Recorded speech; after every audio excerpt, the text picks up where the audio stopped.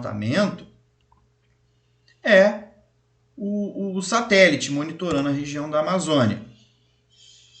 Agora vamos passar para os aspectos históricos da região norte. Há milhares de anos já era ocupada por vários povos nativos.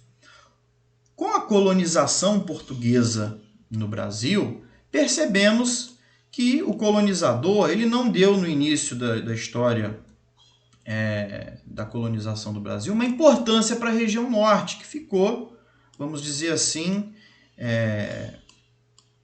ficou abandonada, isolada. No século XVII, uma atividade importante que vai levar o colonizador português a povoar, a ocupar a região norte, vai ser uma atividade chamada coleta das drogas do sertão. O que eram essas drogas do sertão extraídas da floresta amazônica? Urucum, guaraná, castanha do Pará, algodão, cacau, mandioca. No século XVIII, devido às disputas, às brigas entre os jesuítas e os colonos, essa atividade entrou em declínio. No século XVIII, a região norte ficou bastante abandonada. No século XIX, uma atividade importante que vai levar muita gente a ocupar a região norte vai ser o extrativismo do látex, retirado de uma árvore chamada seringueira. O látex ele era utilizado, e ainda é, para produzir borracha. Esse látex era exportado para os países mais ricos, utilizado na indústria automobilística para fazer os pneus dos automóveis. Então, no final do século XIX e no início do século XX, vamos ter na região norte a febre da borracha. Um fato importante na história do Brasil foi uma revolta ocorrida na região norte, a chamada cabanagem, na chamada província do Grão-Pará, durante o período regencial da história do Brasil. A cabanagem foi uma das maiores revoltas com participação popular da história do Brasil, as causas da cabanagem. E como eu disse, no final do século XIX e início do século XX, a febre da borracha é extrair o látex de uma árvore chamada seringueira. Esse material era utilizado principalmente na indústria automobilística, nos países desenvolvidos. Inclusive, foi por causa da febre da borracha que os brasileiros ocuparam o atual estado do Acre, que na época pertencia à Bolívia, e para não haver uma guerra entre o Brasil e a Bolívia, em 1903 vamos ter o Tratado de Petrópolis, em que o Brasil comprou o Acre da Bolívia. O Acre foi ocupado, apesar de pertencer à Bolívia, estava ocupado por brasileiros, e a solução foi o Brasil comprar o Acre da Bolívia.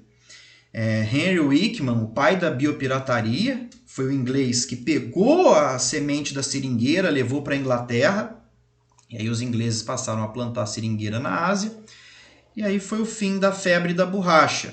E também com a utilização do petróleo para fazer borracha, a atividade perdeu bastante importância, a atividade da borracha.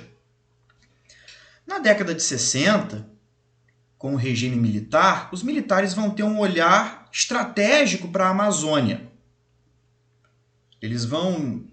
Vai haver a ocupação e povoamento da região norte, melhor dizendo, da Amazônia, como reação à internacionalização da Amazônia.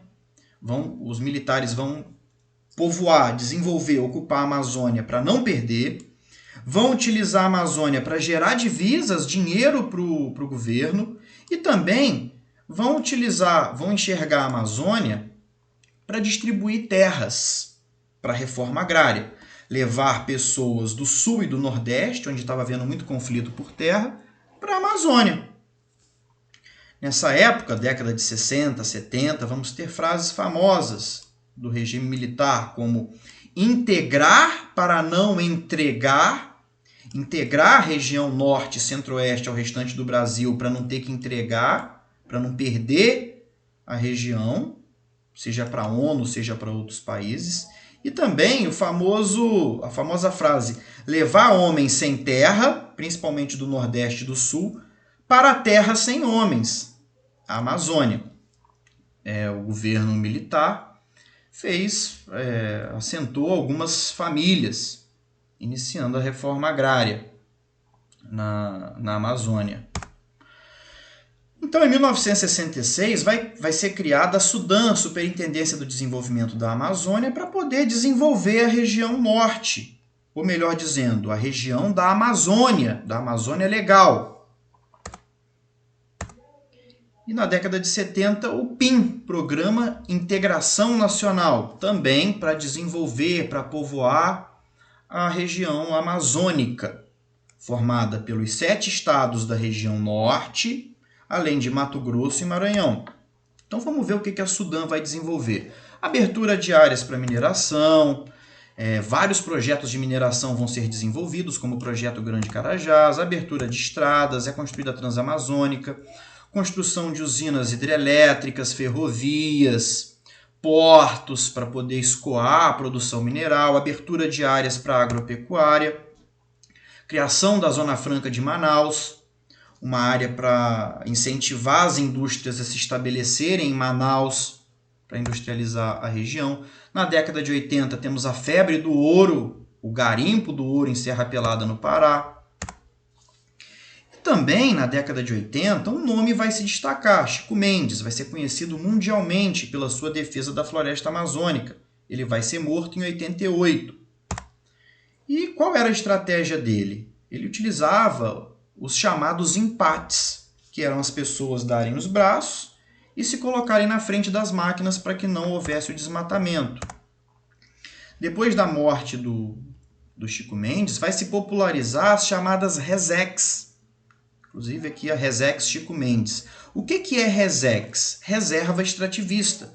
É uma área delimitada pela União para que ali os castanheiros, os seringueiros, possam desenvolver o extrativismo sem desmatar, sem devastar a floresta. Nas décadas de 80 e 90, vamos ter outros projetos geopolíticos para a região norte e para a Amazônia, como o projeto Calha Norte, de monitorar melhor, principalmente a fronteira, combatendo atividades ilegais, dando suporte aos indígenas. Também o CIVAM, que é o Sistema de Vigilância da Amazônia. Projeto Calha Norte e CIVAM vão ser os 2 grandes projetos geopolíticos nas décadas de 80 e 90. Agora vamos passar para os aspectos demográficos da região norte. A região norte tem uma população de aproximadamente 18 milhões de habitantes. É uma região pouco populosa. Em termos de densidade demográfica, ou população relativa, tem apenas 4,9 habitantes por quilômetros quadrados. É a região menos povoada do Brasil. E a segunda menos populosa do Brasil, atrás apenas do Centro-Oeste. Então a gente observa que a região norte ela é pouco povoada, e justamente por causa da presença da floresta amazônica. Há na região norte uma grande presença de população indígena e população, em termos de cor ou raça ou etnia, de população parda. Então, como eu disse, há uma presença muito grande de população indígena na Amazônia e, consequentemente, na região norte. Terras indígenas, se formos observar, a maior parte das terras indígenas está na região norte e dentro da região chamada Amazônia Legal. E se formos observar, há uma quantidade grande de terras delimitadas para os índios, tendo em conta que a população indígena não é tão grande. O problema é que essas terras indígenas muitas vezes não são respeitadas, são invadidas por garimpeiros, por madeireiros. População indígena na Amazônia, lembrando que alguns povos ainda vivem relativamente isolados, outros já se integraram bastante com o homem branco. Então a globalização ela vem muito forte e vários povos indígenas eles já estão integrados à nossa cultura. Na região norte também cabe a gente salientar uma miscigenação muito grande entre indígenas, nordestinos e sulistas. Agora vamos falar dos indicadores sociais de qualidade de vida. E a região norte ela não tem bons indicadores sociais. Eu digo que os piores indicadores sociais do Brasil são da região norte e da região nordeste. Então, o IDH nessas regiões, norte e nordeste, é mais baixo em comparação com as outras regiões do Brasil. Os indicadores sociais não são bons. A renda, expectativa de vida, educação não são tão bons quanto nas outras regiões do Brasil. A mortalidade infantil é alta, o analfabetismo é alto, o percentual de população com ensino superior completo é bem mais baixo do que nas regiões centro-oeste, sudeste e sul. Em termos de população idosa, a região norte é a que tem a menor proporção de idosos. Em termos de renda média mensal dos trabalhadores, a renda dos trabalhadores na região norte e nordeste são mais baixas do Brasil. E outros indicadores vão mostrar que a região norte e nordeste, a qualidade de vida ainda está bastante abaixo do que nas outras regiões do Brasil. Conforme a gente pode ver essas imagens, a pobreza, a desigualdade social muito acentuadas. 75% da população da região norte vive nas cidades. Há problemas sérios na região norte, conflitos por terra, invasão de terras indígenas, atuação de grileiros. O Pará é o campeão em conflito de terras. Em relação a movimentos migratórios recentes, o 2 dos nordestinos indo para a região norte, em direção às áreas agrícolas, ao garimpo, e o movimento 4, principalmente de sulistas indo para o centro-oeste e para o norte em busca de terras baratas.